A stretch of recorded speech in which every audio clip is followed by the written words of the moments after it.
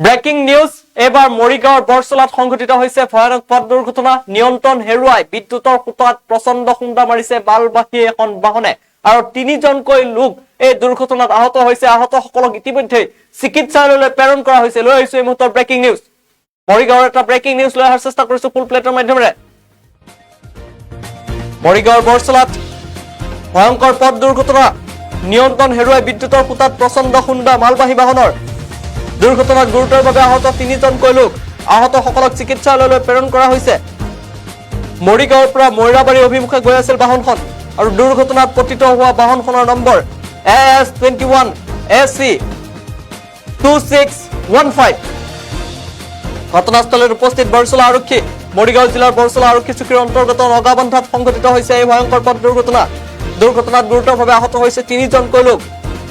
পাৰিপম গাঁৱৰ হুছেইন আলী গুনাইবুৰী গাঁৱৰ ফুৰকান আলী আৰু তেওঁলোকৰ এজন এতিয়াও পৰিচয় উদ্ধাৰ হোৱা নাই পৰিচয় জানিব পৰা হোৱা নাই এজনৰ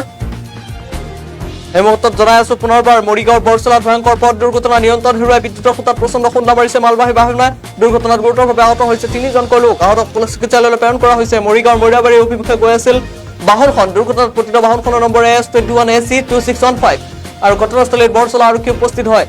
মৰিগাঁও জিলাৰ বৰচলা আৰক্ষী চকীৰ অন্তৰ্গত নগাবান্ধাত সংঘটিত হৈছিল এই ভয়ংকৰ পথ দুৰ্ঘটনাত গুৰুতৰভাৱে আহত হৈছে তিনিজনকৈ লোক আৰু আটাইকেইজন লোককে চিকিৎসালয়লৈ প্ৰেৰণ কৰা হৈছে